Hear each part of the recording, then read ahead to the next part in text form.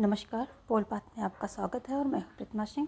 हम NCERT series में कुछ महत्वपूर्ण पॉइंट देख रहे हैं जो कि एग्ज़ाम पॉइंट ऑफ व्यू से काफ़ी इम्पोर्टेंट है और वहां से क्वेश्चन बनते हैं।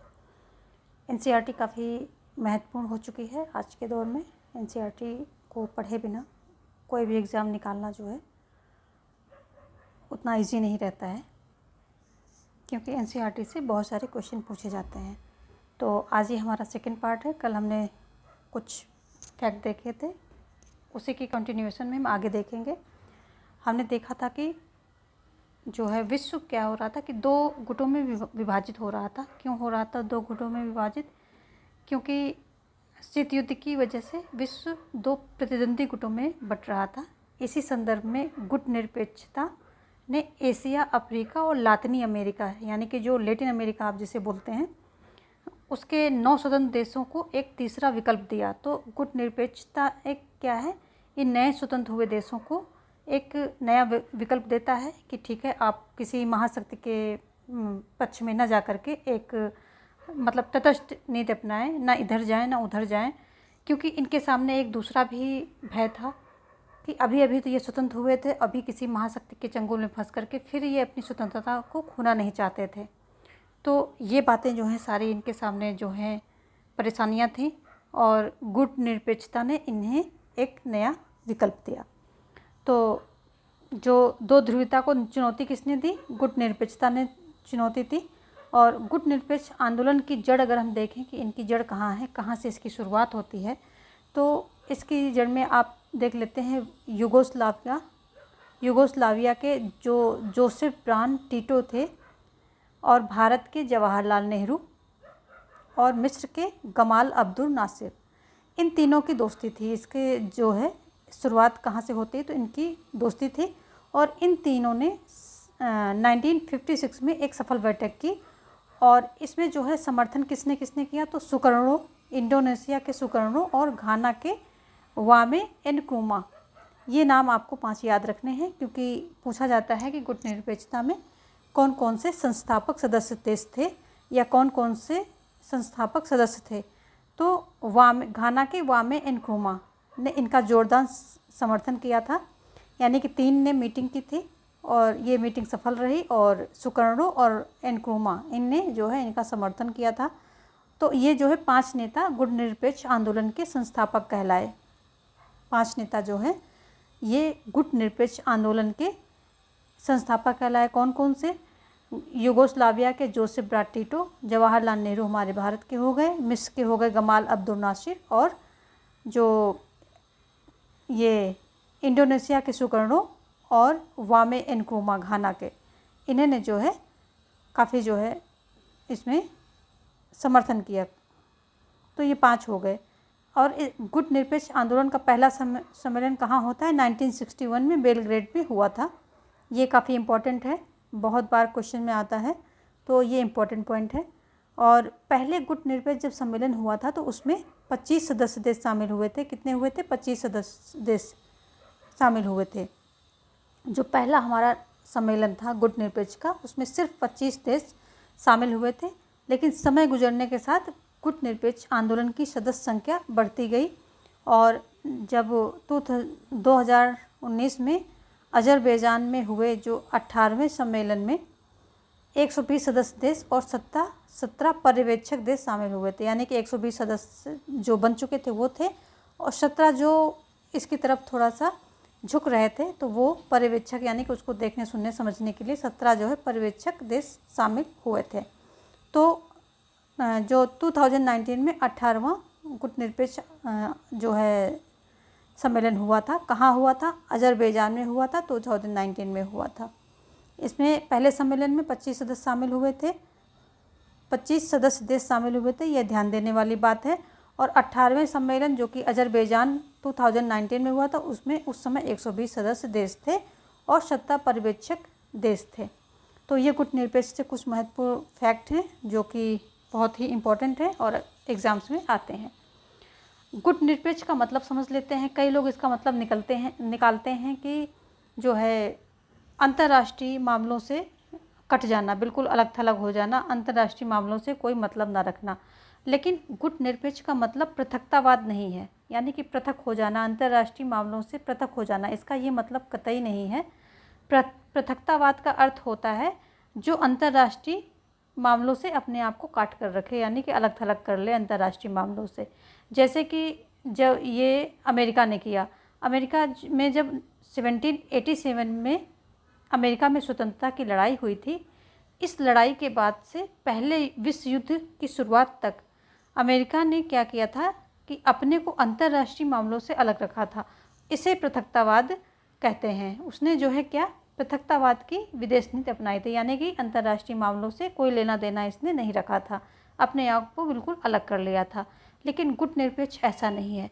गुट निरपेक्ष में जो गुट निरपेक्ष के सदस्य देश थे, तो इन्होंने इवन जवाहरलाल नेहरू ने कई जगह जो है शीत युद्ध के दौरान जब काफ़ी बात बिगड़ने लगी तो इन्होंने मध्यस्थता की और चीज़ों को संभालने की कोशिश की।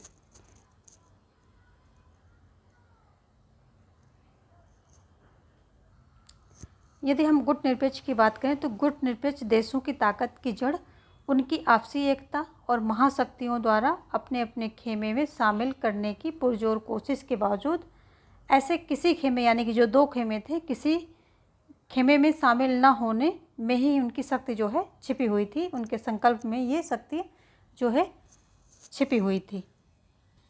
जो ये गुट निरपेक्ष देश थे, जो इसमें गुट निरपेक्ष इसमें के जो सदस्य देश थे, इन देशों को अल्प विकसित देश का दर्जा मिला था। इन देशों के सामने मुख्य चुनौती आर्थिक रूप से और ज़्यादा विकास करने तथा अपनी जनता को गरीबी से उबारने की थी, क्योंकि ये सारे नवस्वतंत्र देश थे और आर्थिक रूप से इनकी स्थिति उतनी अच्छी नहीं थी, ना ही ये इतने एडवांस थे, ना ही विकसित थे।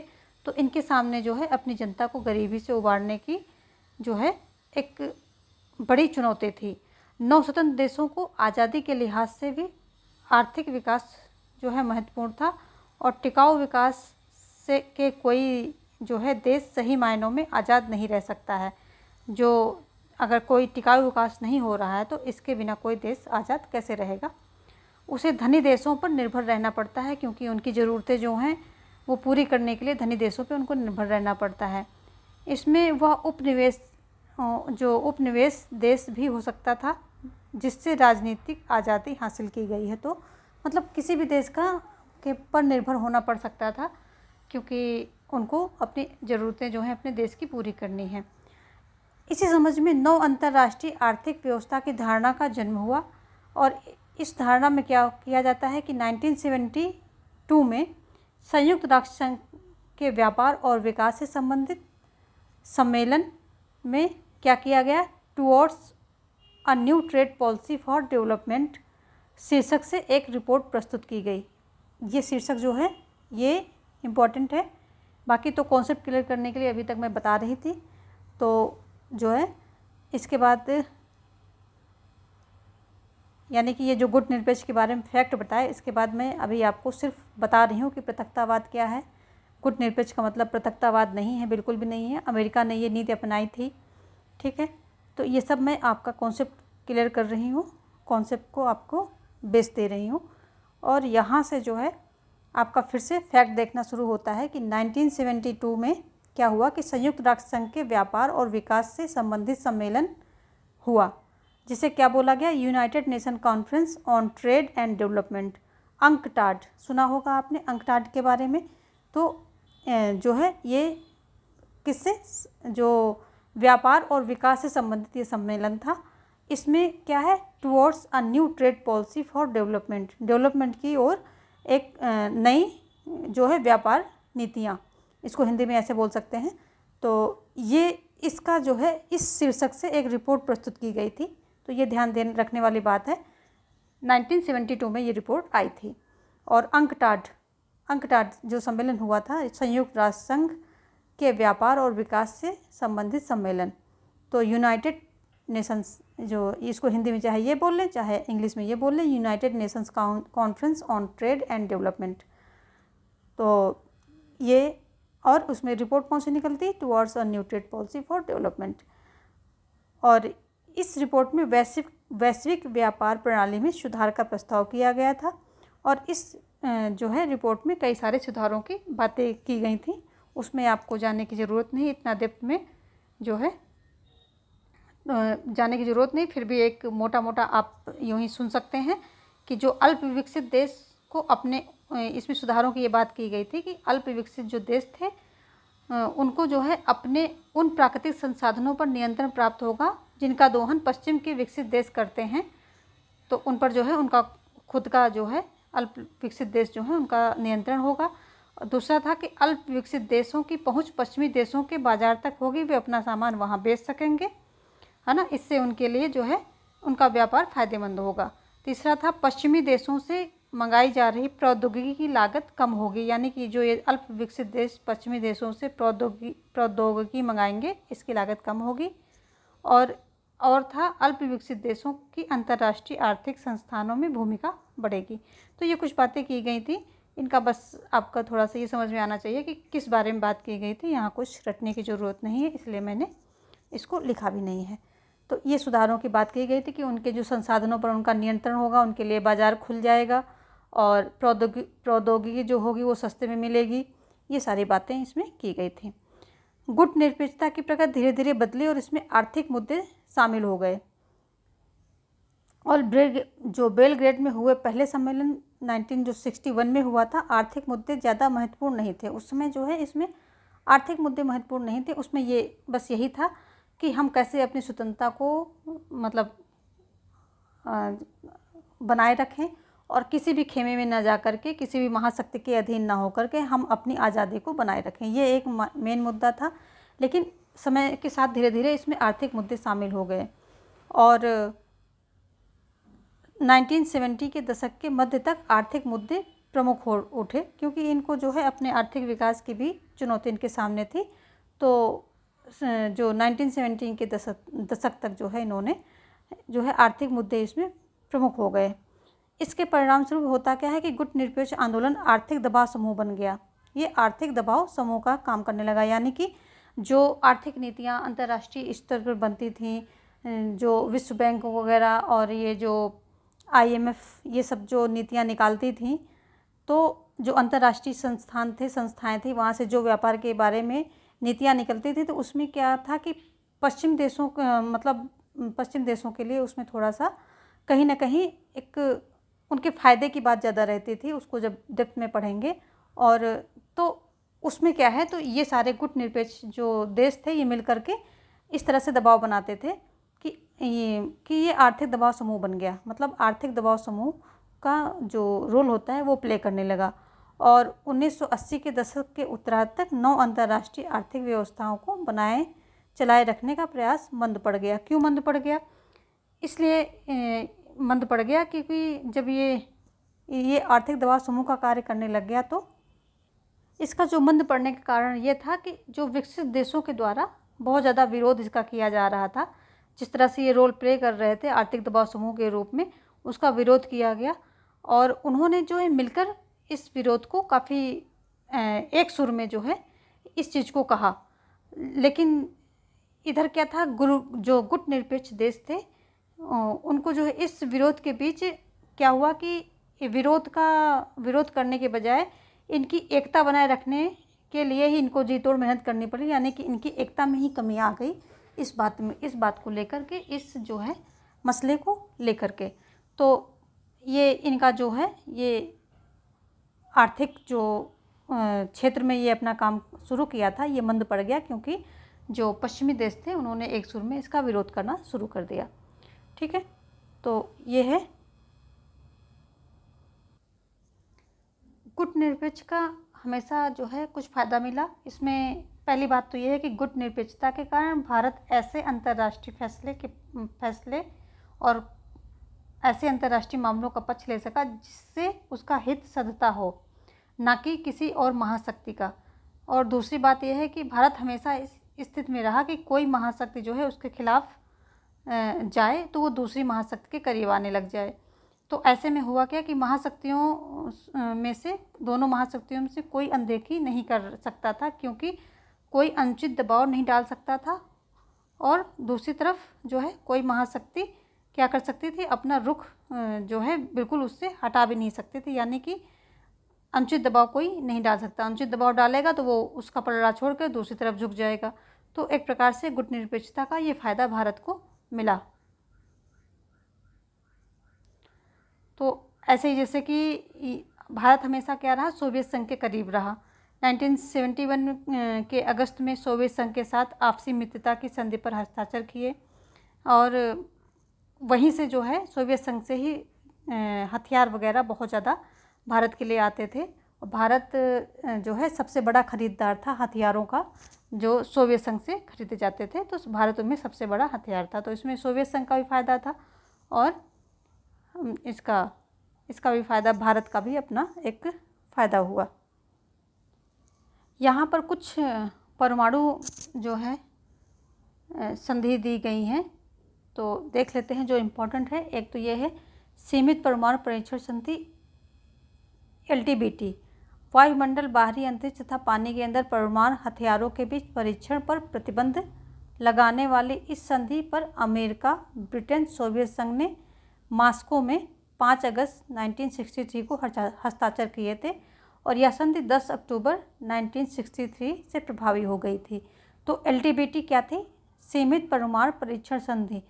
तो LTBT थी क्या कि वायुमंडल, बाहरी अंतरिक्ष, पानी के अंदर परमाणु हथियारों के परीक्षण पर प्रतिबंध लगाने वाली ये संधि थी।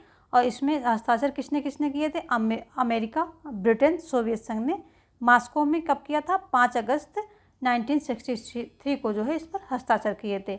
अगली जो है परमाणु अप्रसार संधि, ये भी एक इम्पॉर्टेंट है। 2 यहाँ ज़्यादा इम्पॉर्टेंट है, बाकी तो सब ऐसे ही हैं, आप एक नज़र डाल लेंगे। तो जो परमाणु अप्रसार संधि यानी NPT थी, यह संधि केवल परमाणु शक्ति संपन्न देशों को जो एटमी यानी कि परमाणु वाले हथियार थे उनको रखने की अनुमति देती थी और बाकी देशों को ऐसे हथियार हासिल करने से रोकती थी। यानी कि जो देश परमाणु हथियार जिनके पास है उन्हीं को अनुमति देती थी, बाकी देश जो हैं बनाना चाह रहे हैं उनको रोकती थी। परमाणु अप्रसार संधि के उद्देश्यों को ध्यान में रखते हुए उन देशों को परमाणु शक्ति से संपन्न देश माना गया जिन्होंने 1 जनवरी 1967 से पहले किसी परमाणु हथियार अथवा अन्य विस्फोटक परमाणु सामग्रियों का निर्माण और विस्फोट किया हो। तो यानी कि 1967 से पहले जिसने परमाणु हथियार बना लिया हो, विस्फोटक कर लिया हो, यानी परीक्षण कर लिया हो, तो उन्हीं को जो है सिर्फ इन्होंने क्या माना कि ये परमाणु शक्ति संपन्न देश माना। उसके बाद जो करेंगे तो वो अवैध माने जाएंगे, उन पे जो है कार्रवाई की जाएगी। ऐसी इस संधि की जो है पॉलिसी थी और इसीलिए अटल बिहारी वाजपेयी ने इसका विरोध किया था और कहा था ये पक्षपातपूर्ण जो है संधि है, इसको मैं कभी समर्थन नहीं दूंगा। यानी कि इंडिया ने इसका विरोध किया था और इस पर हस्ताक्षर नहीं किए थे। बोले ये पक्षपातपूर्ण है, मैं इस पर हस्ताक्षर नहीं करूंगा, क्योंकि ये है ही पक्षपातपूर्ण। उसमें साफ साफ दिख रहा है कि आपने तो अपना परमाणु हथियार बना लिए और बाकियों को बनाने नहीं दे रहे हैं, अपनी धौंस जमाएंगे। तो आगे देखेंगे इस परिभाषा के अंतर्गत 5 देश यानी कौन कौन से आते थे? अमेरिका, सोवियत संघ, और जो सोवियत संघ बाद में रूस बन जाता है क्योंकि जो सोवियत संघ की सीट होती है ये रूस को मिलती है। तो और ब्रिटेन, फ्रांस और चीन, इन्हीं को परमाणु शक्ति से संपन्न माना गया। यानी कि 5 देश, अमेरिका, सोवियत संघ, जो कि सोवियत संघ जब टूट गया था तो बाद में वो सीट जो है रूस को मिली थी, वो दर्जा रूस को दे दिया गया था क्योंकि रूस जो है सोवियत संघ का एक प्रकार से जनक देश जो है माना गया, तो उसी को दे दिया गया था। तो अमेरिका, रूस, ब्रिटेन, फ्रांस और चीन, बस ये 5 शक्तियाँ थीं जिनको परमाणु संपन्न शक्ति माना गया। इसके बाद जिन्होंने किया उनको सबको अवैध लिस्ट में ये संधि जो है डाल रही थी, यानी कि उसके बाद कोई कर ही नहीं सकता था। इस संधि पर 1 जुलाई 1968 को वाशिंगटन, लंदन और मॉस्को में हस्ताक्षर हुए। यह संधि 5 मार्च 1970 से प्रभावी हुई। इस संधि को 1995 में अनियत काल के लिए बढ़ा दिया गया, लेकिन उसका फ़ायदा कुछ नहीं हुआ। उसके बाद भी जो है परमाणु परीक्षण होते रहे, हथियार बनते रहे, क्योंकि जब आपने बना लिया या तो आप अपने सारे नष्ट कर दें तो बाकी की दुनिया नहीं बनाएगी। आप अपने नष्ट नहीं कर रहे हैं और दूसरों को कह रहे हैं नहीं भाई तुम तो हमारे नीचे दबके रहो, तो ऐसा नहीं होगा। तो ये 2 जो संधियाँ थी, ये मेन है, इनको आप देख लिए, इनके डेट, कहाँ इन पे हस्ताक्षर हुए, कौन कौन से देश इसमें शामिल थे, ये सारी चीज़ें देख लीजिए। बाकी ये इतनी इम्पॉर्टेंट नहीं है। सामरिक अस्त्र परिसीमन वार्ता फर्स्ट, जिसको कि स्ट्रेटजिक आर्म्स लिमिटेशन टॉक्स बोलते हैं, और इसी में जो है दूसरी है सामरिक अस्त्र परिसीमन वार्ता second, strategic arms limitation talks salt second. अगली है सामरिक अस्त्र न्यूनीकरण संधि फर्स्ट, इसी तरह सामरिक अस्त्र न्यूनीकरण संधि सेकंड। तो इसको आप पढ़ लेंगे, थोड़ा सा इसके बारे में हल्का सा नॉलेज रख लीजिए, ये इतने इम्पोर्टेंट नहीं है।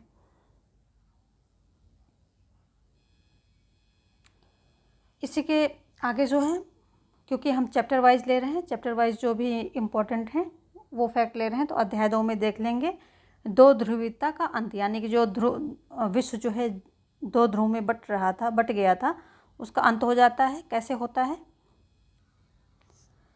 शीत युद्ध के सबसे सरगर्म दौर में बर्लिन दीवार जो है खड़ी की गई थी, और यह दीवार शीत युद्ध का सबसे बड़ा प्रतीक थी। 1989 में पूर्वी जर्मनी की आम जनता ने इस दीवार को गिरा दिया, और बर्लिन की दीवार जो है पूंजीवादी दुनिया और साम्यवादी दुनिया के बीच विभाजन का प्रतीक थी। और ये 1961 में बनी यह दीवार पश्चिम बर्लिन और पूर्वी बर्लिन, यानी कि जो बर्लिन को दो पार्ट में डिवाइड कर रही थी, पश्चिम और पूर्व, इनको जो है अलग अलग यानी डिवाइड कर रही थी। और ये 150 किलोमीटर से ज़्यादा लंबी थी, और ये 28 वर्षों तक खड़ी रही। और फिर क्या किया था कि जो बर्लिन की जनता थी, पूर्वी जर्मनी था, उसकी जनता ने इस दीवार को गिरा दिया था, और इसे 9 नवंबर 1989 को तोड़ दिया गया था जनता के द्वारा। यह दोनों जो है जर्मनी के एकीकरण और साम्यवादी खेमे के समाप्ति की शुरुआत थी। तो जो जर्मनी थी पूर्वी पश्चिमी, उनका एकीकरण हो गया था, और ये साम्यवादी खेमे की समाप्ति की एक प्रतीक भी थी कि साम्यवादी खेमा जो है अब समाप्त हो रहा है। तो ये कुछ बातें हो गई जो बर्लिन की दीवार थी उसके बारे में। देखेंगे सोवियत प्रणाली क्या थी। जैसे कि सोवियत प्रणाली जो है ये बनी 1917 के जो क्रांति हुई थी उसमें इसका शुरुआत होती है, और 1991 में आकर के ये बिखर जाती है। तो इसमें जो मुख्य बातें थी, विशेषताएं थी, कमियां थी, खामियां थी, वो हम देखेंगे। तो मेन पॉइंट देखेंगे, वैसे तो बहुत ज़्यादा है इसमें, तो मेन पॉइंट ही देखेंगे। तो सोवियत प्रणाली क्या थी? समाजवादी सोवियत गणराज्य यानी कि USSR रूस में हुई, जो 1970 की समाजवादी क्रांति के बाद अस्तित्व में आया। जो अभी हमने बात की कि 1970 में लेनिन के द्वारा जो क्रांति की गई थी उसके बाद ये अस्तित्व में आया था। यह क्रांति पूंजीवादी व्यवस्था के विरोध में हुई थी और समाजवाद के आदर्शों और समतामूलक समाज की ज़रूरत से प्रेरित थी, यानी कि समाज में आदर्श और समता जो है लाने की बात ये करती थी, उसका ये जो है वकालत करती थी यह प्रणाली, और पूंजीवाद का विरोध करती थी। यह मानव इतिहास में निजी संपत्ति संस्था को समाप्त करने और समाज को समानता के सिद्धांत पर सचेत रूप से रचने की सबसे बड़ी कोशिश थी। यानी कि ये निजी संपत्ति को समाप्त करके और जो है सार्वजनिक संपत्ति, यानी कि जो राज्य का जिस पर नियंत्रण हो और सभी लोग जो है समाज के या राज्य के सभी लोग जो है समान रूप से रहें, कोई बड़ा छोटा ना हो, कोई ऊंचा और नीचा ना हो, कोई गरीब या अमीर ना हो। तो इस सिद्धांत को रचने की कोशिश की, यानी कि इस तरह का समाज बनाने की कोशिश की। तो ऐसा करने में सोवियत प्रणाली के निर्माताओं ने राज्य और पार्टी की संस्था को प्राथमिक महत्व दिया। इन्होंने राज्य को महत्व दिया। ये सब जो है समाजवाद के और साम्यवाद की विशेषताएं हैं कि वो राज्य को महत्व देते हैं और पार्टी संस्था को महत्व देते हैं, यानी कि इसमें जो है एक पार्टी को महत्व दिया जाता है। सोवियत राजनीतिक प्रणाली की धुरी कम्युनिस्ट पार्टी थी। तो कम्युनिस्ट पार्टी जो है यहाँ की धुरी थी। जो सोवियत प्रणाली थी उसका केंद्र क्या था? Communist party. और इसमें किसी अन्य राजनीतिक दल या विपक्ष के लिए जगह नहीं थी, जिसकी बात मैंने अभी ऊपर की कि यहाँ पर जो है एक दल का ही वर्चस्व रहता है और वही दल धुरी में रहता है, यानी केंद्र में रहता है। उसी के द्वारा सारी व्यवस्थाएं संभाली जाती, सरकार बनाई जाती है, और जो है अन्य राजनीतिक दल या विपक्ष के लिए इसमें जो कोई जगह नहीं होती है। तो इस तरह से हम पहले सोवियत संघ में देख सकते थे और चाइना में भी देख सकते हैं आज भी। तो अर्थव्यवस्था योजनाबद्ध और राज्य के नियंत्रण में थी। तो ये सब इसकी विशेषताएं हो गई। कोई भी साम्यवादी, ये अलग से भी क्वेश्चन आ सकता कि साम्यवादी जो है सरकार या देश या जो समाजवाद है उनकी क्या क्या विशेषताएं हैं। तो यही इनकी कुछ खास विशेषताएं हैं जिनके बारे में हमने बात की कि राज्य के नियंत्रण में सब कुछ होगा, निजी संपत्ति नहीं होगी, राज्य के अधीन सब कुछ होगा, समानता का सिद्धांत वहाँ पर फॉलो किया जाएगा और एक राजनीतिक दल होगा, अन्य दलों की वहाँ पर कोई जगह नहीं होगी और राज्य को महत्व दिया जाएगा, पार्टी व्यवस्था यानी कि पार्टी संस्था जो है उसको महत्व दिया जाएगा। ये सारी बातें इसकी विशेषताओं में आ जाती हैं। इन्हें ही समाजवादी खेमे के देश या दूसरी दुनिया कहा जाता है। इस खेमे का नेता समाजवादी सोवियत गणराज्य था। तो ये दूसरी दुनिया का कॉन्सेप्ट क्या है इसको समझ लेते हैं।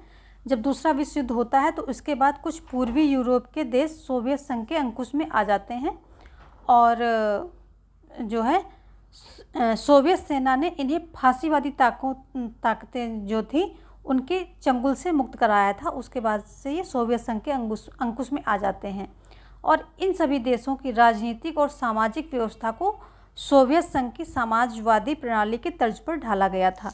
तो जैसे समाजवादी व्यवस्था थी उसी तरह जो है उसी तर्ज पर इनको डाला था। सोवियत से मतलब जो सोवियत की समाजवादी जो प्रणाली थी, संघ की समाजवादी, सोवियत संघ की जो समाजवादी प्रणाली थी उसी तर्ज पर इसको इन सभी देशों को ढाला गया था जिन देशों को फांसीवादी आतंकों के चंगुल से सोवियत सेना ने निकाला था। तो जो भी देश इस मतलब आए, सोवियत संघ ने उनकी मतलब एक प्रकार से रक्षा की और उनको जो है समाजवादी तर्ज पर ढाला। तो ये सभी क्या है, समाजवादी खेमे के देश कहलाए। इनको दूसरी दुनिया कहा जाने लगा। इस खेमे के नेता समाजवादी सोवियत गणराज्य था। तो ये दूसरी दुनिया के देश कहलाए। कौन से? जो जिनकी जो है जो सोवियत संघ ने रक्षा की, फांसीवादी चंगुलों से इनको आज़ाद कराया और सोवियत संघ की जो समाजवादी व्यवस्था थी उसके तर्ज पर इनको ढाला और फिर ये समाजवादी खेमे में आ गए और दूसरी दुनिया के देश कहलाए। तो दूसरी दुनिया का कॉन्सेप्ट ये है सारा। तो आगे देखते हैं। और जो है सोवियत संघ जो है 15 गणराज्यों से को मिलाकर के आपस में जो है एक पूरा सोवियत संघ बनाया गया था। तो ये भी एक क्वेश्चन यहाँ से बनेगा कि 15 गणराज्य देश जो है 15 गणराज्यों को मिलाकर के सोवियत संघ बनाया गया था। और दूसरा क्वेश्चन यहाँ से बनेगा कि दूसरी दुनिया के देश कौन से देश थे? तो वही थे जो इनको सोवियत संघ ने रक्षा की थी फांसीवादी चंगुलों से और फिर उनको अपने तर्ज पर ढाला और अपने खेमे में मिलाया, वही दूसरी दुनिया के देश कहलाए थे। तो ये सारे कुछ कीवर्ड्स हैं, इनको मैं थोड़ा सा एक्सप्लेन करती जा रही हूँ और आप इसको समझते जाएंगे, नोट भी कर सकते हैं ताकि भूले ना। सोवियत संघ ने 1979 में अफगानिस्तान में हस्तक्षेप किया। इससे सोवियत संघ की व्यवस्था और भी कमज़ोर हुई। सोवियत संघ जो क्या था कि ये होड़ में लगा हुआ था। हथियारों को बहुत ज़्यादा बनाना, इस पे ध्यान देना, बाकी जनता पे ध्यान नहीं दिया इसने। जनता के विकास पे ध्यान नहीं दिया, जनता की इच्छाओं पे ध्यान नहीं दिया और जो आर्थिक सुधार होता है, आर्थिक विकास होता है, इन सब चीज़ों पे ध्यान ना दे करके सारा अपने इन्होंने संपत्ति, अपनी ताकत, रिसोर्स जो है हथियारों को इकट्ठा करने में लगाया। इससे इनका क्या हुआ कि आर्थिक ढांचा चरमरा गया। और फिर क्या हुआ, इसके साथ साथ इन्होंने 1979 में आर्थिक हालत तो वैसे बिगड़ रही थी और 1979 में इन्होंने क्या किया, अफगानिस्तान में हस्तक्षेप कर दिया। इससे क्या हुआ कि सोवियत संघ की व्यवस्था और भी कमज़ोर हो गई। तो ये सोवियत संघ के टूटने के कारण हैं। देखिए क्या क्या कारण हैं, यहाँ से शुरू हो जाते हैं। एक तो इनकी आर्थिक स्थिति जो है ख़राब होने लगी थी, आर्थिक ढांचा जो है इनका व्यवस्था चरमरा रही थी। और जब इतनी सारी वहाँ पर गड़बड़ियाँ होने लगी, देश जो है इस तरह से जूझने लगा, मतलब परेशानी में पड़ने लगा, तो मिखाइल गोर्बाचेव ने इस व्यवस्था को सुधारना चाहा। तो गोर्बाचेव ने जब ये 1980 के दशक के मध्य में सोवियत संघ की कम्युनिस्ट पार्टी के महासचिव बने, यानी कि ये 1985 में, जहाँ तक मुझे याद आ रहा कि 1985 में गोर्बाचेव जो है कम्युनिस्ट पार्टी के महासचिव बने थे। और इन्होंने मेयर किसको चूज़ किया था? इन्होंने मेयर चूज़ किया था येल्सिन को, बोरिस येल्सिन को इन्होंने मेयर चूज़ किया था। और इन्होंने क्या किया था कि पश्चिम के देशों में सूचना और प्रौद्योगिकी के क्षेत्र में क्रांति हो रही थी और सोवियत संघ इसकी बराबरी में लाने के लिए सुधार जरूरी हो गए थे। तो गोर्बाचेव ने पश्चिम के देशों के साथ संबंध जो है अच्छे बनाने शुरू किए और सोवियत संघ को लोकतांत्रिक रूप देने के लिए जो है कुछ फैसले किए, कुछ सुधार करने की कोशिश की। तो और इसमें जो है क्या किया, जब जनता को थोड़ी सी ढील मिली, थोड़ी सी उनको मतलब थोड़ी सी ढील मिली, तो जनता जो है उसको पूरा मतलब पूरी स्वतंत्र होना चाहने लगी। थोड़ी स्वतंत्रता का उसने स्वाद चखा तो पूरा जो है स्वतंत्र होने की इच्छा उसने की। इसके साथ क्या हुआ कि जो बाहर भी कुछ चीज़ें घट रही थी और देश के अंदर भी बहुत सारी चीज़ें घट रही थी, जिसने सोवियत संघ को जो है विघटन की ओर और तेज़ी से ले गई। सोवियत संघ के बाहर हो रहे परिवर्तन के साथ साथ क्या हुआ कि अंदर भी संकट गहराता जा रहा था और इससे सोवियत संघ के विघटन की गति और तेज हुई। गोर्बाचेव ने क्या किया कि देश के अंदर आर्थिक राजनीतिक सुधारों और लोकतंत्रीकरण की नीति चलाई। इन सुधार नीतियों का कम्युनिस्ट पार्टी के जो नेता थे उनके द्वारा विरोध किया गया और 1991 में एक तख्ता पलट भी हुआ जो कि सफल नहीं था, असफल हुआ। कम्युनिस्ट पार्टी से जुड़े गर्मपंथियों ने इसे बढ़ावा दिया था। तो जो कम्युनिस्ट पार्टी से जुड़े हुए थे नेता, उन्होंने ही इसको बढ़ावा दिया था। लेकिन क्या हुआ कि तब तक जनता को स्वतंत्रता का स्वाद मिल चुका था। जो अभी भी हमने बात कही कि जनता जो है इतनी ज़्यादा नियंत्रण में थी, इतना ज़्यादा उसके ऊपर रिस्ट्रिक्शन थे कि वो अंदर ही अंदर जो है दबी थी, लेकिन उसके अंदर आक्रोश था। जैसे उसको थोड़ा सा ढील मिली तो उनको स्वतंत्रता का स्वाद मिल गया और वे कम्युनिस्ट पार्टी की पुरानी रंगत वाले शासन में नहीं जाना चाहते थे वापस। और येल्सिन ने इस तख्तापलट का भी विरोध किया था, लेकिन बाद में जो है येल्सिन जो है इन्हीं लोगों का सपोर्ट करते हैं और एक लोकतांत्रिक देश बनाने में इनकी जो है अहम भूमिका रहती है, बोरिस येल्सिन के। और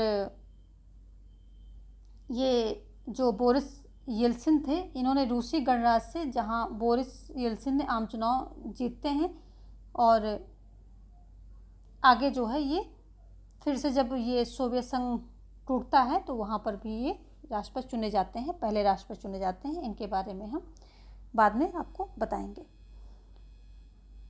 तो ये देखिए वही बातें यहाँ पर लिखी हैं कि 1991 में तख्तापलट की कोशिश हुई थी और येल्सिन ने इस तख्तापलट का विरोध किया था, विरोध करने में महत्वपूर्ण भूमिका निभाई थी। आगे देखेंगे। सन 1991 के दिसंबर में येल्सिन के नेतृत्व में सोवियत संघ के 3 बड़े गणराज्य रूस, यूक्रेन, बेलारूस ने सोवियत संघ की समाप्ति की घोषणा की और कम्युनिस्ट पार्टी प्रतिबंधित हो गई और परवर्ती सोवियत गणराज्यों ने पूंजीवाद तथा लोकतंत्र को अपना आधार बना लिया। तो यानी कि 1991 में जो है सोवियत संघ जो है विघटित हो जाता है और उसके बाद जो है ये कम्युनिस्ट पार्टी जो होती है ये प्रतिबंधित हो जाती है, यानी कि ये वैध नहीं रह जाती है और परिवर्तित सोवियत गणराज्यों ने पूंजीवाद को अपनाया और लोकतंत्र को अपनाया, यानी कि पूंजीवाद और लोकतंत्र को अपना आधार बनाया। यानी कि ये जो पश्चिम के देश थे, पश्चिम यूरोप के देश थे, उनकी प्रणाली को इन्होंने अपनाया। जब सोवियत संघ का विघटन होता है तो रूस को सुरक्षा परिषद में सोवियत संघ की सीट मिली। सुरक्षा परिषद में जो सोवियत संघ की सीट थी वो किसको, रूस को मिल जाती है।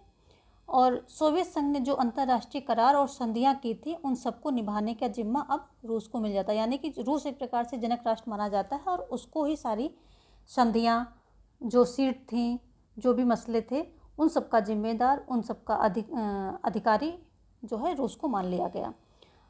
अंतर्राष्ट्रीय मामलों का जो भी लेन देन था, जो भी ट्रीटीज़ थी, उन सब के लिए रूस जो है जिम्मेदार माना गया।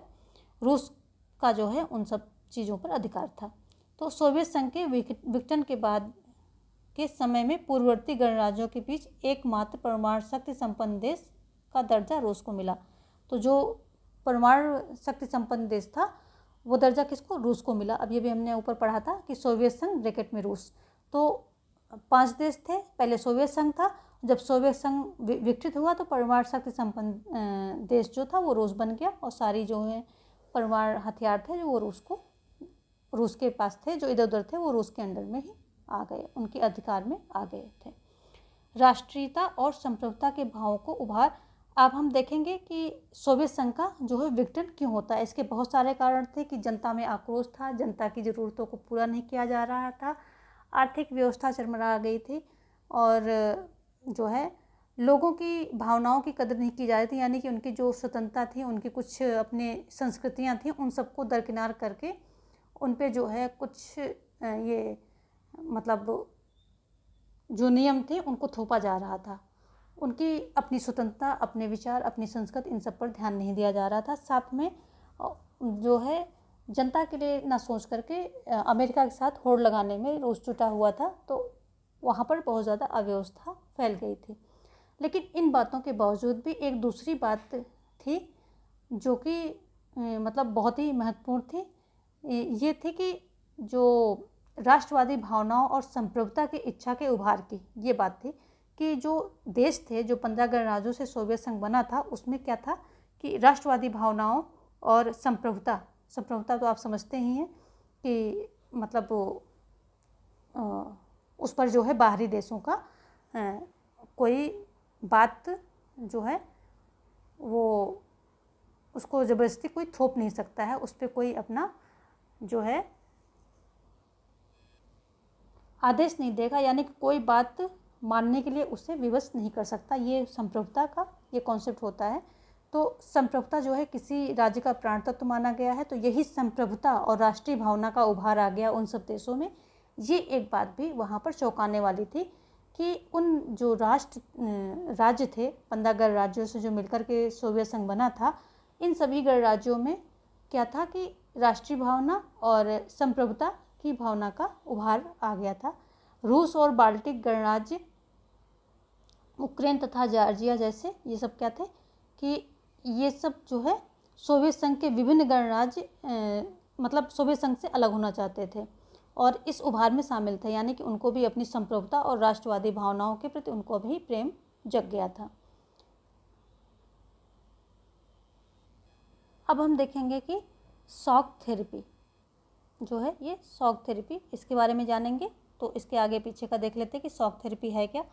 और यहाँ पर जो है सोवियत संघ का विघटन का कारण जो है बताया मैंने, उनकी स्वायत्ता, ये इन सब चीज़ों को ध्यान न देना, जनता की जो आर्थिक व्यवस्था बिल्कुल चरमरा जाना, और सारे जो रिसोर्सेज हैं वो हथियारों में लगाना, होड़ में लगे रहना, ये सब आर्थिक व्यवस्था चरमरा जाना मेनली, और राष्ट्रीयता और संप्रभुता के उभार, ये जो है मेन कारण थे। कारण की बात करें आता है तो ये मेन कारण थे। और अब हम बात करेंगे कि ये शॉक थेरेपी क्या है।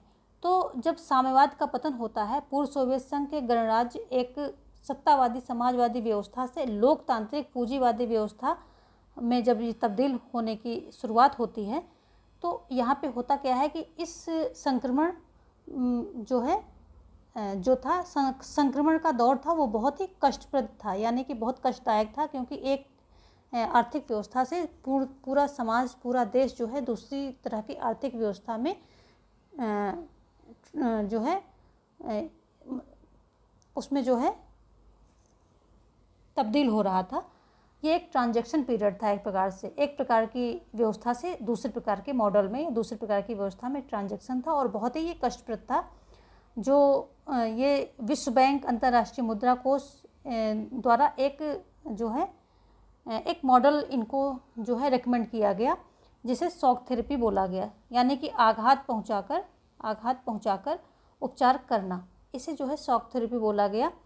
और इसमें हुआ क्या कि इसमें कहा गया कि जो दूसरी दुनिया के देश में शॉक थेरेपी की गति और गहनता अलग अलग रही, लेकिन इनकी जो है सब एक ही जैसा लगभग था।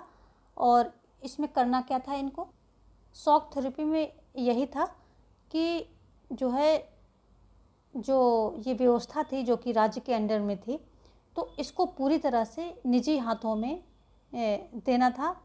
और शॉक थेरेपी का जो अगर हम बात करें कि सर्वोपरि मान्यता क्या थी, तो वो ये थे कि मिल्कियत का सबसे प्रभावी रूप निजी स्वामित्व होगा, यानी कि जो राज्य के अंदर में सारी चीज़ें थी अब उसमें जो है निजी स्वामित्व हो जाएगा। तो देखिए पूरा जो है ट्रांजैक्शन यहाँ पर हो रहा था और इसके अंतर्गत राज्य की संपदा के निजीकरण और व्यावसायिक स्वामित्व के ढांचे को तुरंत अपनाने की बात शामिल थी। जो सामूहिक फॉर्म थे उनको निजी फॉर्म में बदला गया। पूंजीवादी पद्धति से खेती शुरू हुई। इस संक्रमण में राज्य नियंत्रित समाजवाद या पूंजीवाद के अतिरिक्त किसी भी वैकल्पिक व्यवस्था या तीसरे रुख को मंजूर नहीं किया गया। तो जो राज्य का नियंत्रण था वो पूरी तरह से इसमें जो है हट गया और निजी स्वामित्व की बात की गई। और इस दौरान जो है इसमें एक बात और ये मेन थी कि इसमें जो पूंजीवादी देश सब नेता की भूमिका निभा रहे थे, क्योंकि आखिरकार उन्हीं की व्यवस्था जो है इस देश में सोवियत संघ के जो जितने भी 15 गणराज्य देश थे इनमें जो है उन्हीं की व्यवस्था तो अपनाई जा रही थी। तो वो एक नेता की भूमिका निभा रहे थे, यानी कि एक गाइड की भूमिका जो है निभा रहे थे और विभिन्न एजेंसियों और संगठनों के सहारे इस खेमे के देशों के विकास का मार्गदर्शन और नियंत्रण कर रहे थे। ये 1990 में यानी कि 1990 में अपनाई गई शॉक थेरेपी जनता को उपभोग के उस आनंद लोक तक नहीं ले गई जिसका उसने वादा किया था। अमूमन क्या हुआ कि शॉक थेरेपी से पूरे क्षेत्र की अर्थव्यवस्था तहस नहस हो गई। इस क्षेत्र की जनता को बर्बादी की मार झेलनी पड़ी। रूस में पूरा का पूरा जो है नियंत्रित औद्योगिक ढांचा चरमरा उठा। लगभग 90% उद्योगों के निजी हाथों या कंपनियों को बेचा गया। आर्थिक ढांचे का यह पुनर्निर्माण चूंकि सरकार द्वारा निर्देशित औद्योगिक नीति के बजाय बाजार की ताकतें कर रही थी, इसलिए यह कदम सभी उद्योगों को मटियामेट करने वाला साबित हुआ। इसे इतिहास की सबसे बड़ी गराज सेल बोला गया। तो मतलब चीज़ों को इस तरह औने पौने दामों में बेचा गया कि इसे जो है इतिहास की सबसे बड़ी गराज सेल बोला गया। ये जो है इतिहास की गराज सेल, सबसे बड़ी गराज सेल किसे बोला गया? तो जब आप आंसर ये देंगे या वहाँ पर ऑप्शन जो होगा तो आंसर उसी में से ऐसा चूज करेंगे कि जब जो सोवियत संघ का ट्रांजैक्शन पीरियड था ये समाजवादी व्यवस्था से पूंजीवादी व्यवस्था में यानी कि निजी स्वामित्व में जब ये ट्रांसलेट हो रही थी, तब्दील हो रही थी, तो उस समय जो ये सरकार की जो सारी संपत्तियां थी यानी कि सरकार राज्य के नियंत्रण में जो भी उद्योग वगैरह थे इनको जो है औने पौने दाम में बेचा गया। इसी को इतिहास की सबसे बड़ी गराज सेल बोला गया। तो आप इस तरह का आंसर वहाँ से उठाएंगे। ये एक में बेसिक कॉन्सेप्ट है, लेकिन इसी तरह का मिलता जुलता ऑप्शन आप वहाँ से उठाएंगे और टिक करेंगे। तो क्योंकि इसमें गराज सेल में होता क्या कि महत्वपूर्ण उद्योग की कीमत कम से कम करके आंकी गई और इनको औने पौने दामों में बेचा गया। हालांकि इस महाबिक्री में भाग लेने के लिए नागरिकों को अधिकार पत्र दिए गए थे, लेकिन अधिकांश नागरिकों ने किया क्या था कि अधिकार पत्र काला बाजारियों के हाथों में बेच दिए, क्योंकि उनको भी जो है धन की ज़रूरत थी। तो ये गराज सेल का मतलब ये हो गया कि जो उद्योग थे राज्य के अंडर में उनको औने पौने दामों में बेचा गया। ठीक है, तो ये हो गया गराज सेल का मतलब। अब यहाँ है रूसी मुद्रा को रूबल कहा जाता है, तो इसमें नाटकीय ढंग से गिरावट आई, लेकिन आपके लिए इतना महत्वपूर्ण है रूसी मुद्रा रूबल, रूसी मुद्रा को रूबल कहा जाता है, ये आपके लिए महत्वपूर्ण है। तो जो मेन इम्पॉर्टेंट उसके लिए देखो आगे पीछे की स्टोरी तो आपको समझनी ही पड़ेगी, लेकिन जो मेन इम्पॉर्टेंट पॉइंट है वो मैं आपको बताती चल रही हूँ, टिक करती चल रही हूँ। एक शॉक थेरेपी ध्यान रखना है, तो और दूसरा क्या है कि इतिहास की सबसे बड़ी गराज सेल। शॉक थेरेपी में अगर हम अपने सही मतलब सिंपल लैंग्वेज में देखें तो एक व्यवस्था को आघात पहुंचाकर यानी कि उसको नष्ट करके दूसरी व्यवस्था को अपनाना, इसे शॉक थेरेपी बोलते हैं। यानी कि आघात पहुंचाकर उपचार करना। पहले जो समाजवादी व्यवस्था थी उसको आघात पहुंचाइए, मतलब उसको तोड़ दीजिए उसको नष्ट करके, और उपचार यानी कि फिर पूंजीवादी व्यवस्था को अपना लेना। तो ये शॉक थेरेपी का बेसिक एक सिंपल लैंग्वेज में ये कॉन्सेप्ट हो गया। और इतिहास की बड़ी गराज सेल वो मैंने बता ही दिया है, रूबल, रूसी मुद्रा को रूबल कहते हैं। और जो मध्य एशियाई गणराज्य थे सोवियत संघ के, उनमें हाइड्रोकार्बनिक यानी कि पेट्रोलियम संसाधनों का विशाल भंडार है। ये एक फैक्ट यहाँ से मिल सकता है। तो आज के लिए ये चैप्टर हमने यहाँ पर कंप्लीट किया है। और चीज़ों को समझाने के लिए आसपास की थोड़ा सा स्टोरी बतानी पड़ती है, उससे जो रिलेवेंस में जो चीज़ें घटती हैं वो बतानी पड़ती हैं। लेकिन आपको इतना ही ध्यान रखना जितना मैंने जो है बताया है कि जो इम्पोर्टेंट पॉइंट हैं वही ध्यान रखने हैं। आपका कॉन्सेप्ट एक वहाँ पर बेस तैयार करने के लिए, एक विज़न तैयार करने के लिए आसपास की चीज़ें मैं बता देती हूँ जो कि उससे रिलेवेंस रखती हैं, या फिर वो कैसे घटी, क्यों घटी, उनका मतलब क्या था, उसको आपके दिमाग में फीड करने के लिए बताती हूँ। और बाकी आपको जो है ध्यान इतने पर ही रखना है जो मैंने टिक किए हैं, जैसे कि जो भी टिक किए हैं, इतिहास की बड़ी गराज सेल, शॉक थेरेपी, रूसी मुद्रा, तो ये सारी चीज़ें जो है आपको ध्यान रखना है। और जो CTBT ये सब बताई थी, इन सब चीज़ों को जो मैंने मतलब टिक किया है उस पर आप खास अटेंशन रखेंगे। बाकी तो स्टोरी की तरह आप एक कॉन्सेप्ट क्लियर करते रहेंगे, अपना कॉन्सेप्ट को जो है बनाते रहेंगे। तो आज के लिए इतना ही, कल मिलते हैं फिर कुछ और चैप्टर को साथ में लेकर के और उसके इम्पोर्टेंट पॉइंट समराइज करके आपको देंगे। आपको करना क्या है कि जितने भी मैंने इम्पोर्टेंट पॉइंट बताए हैं तो इनको एक कॉपी में नोट डाउन कर लेना है अपनी लैंग्वेज में, और छोटे से छोटा करके सिंपल लैंग्वेज में इनको वहीं पर लिख देना है। तो लास्ट टाइम में आप विदिन 10 मिनट पूरी NCERT जो है रिवाइज कर देंगे। तो और लेकिन वहाँ पर सिर्फ आप 10 मिनट देंगे, लेकिन फ़ायदा आपको पता नहीं कितने नंबरों का मिलेगा।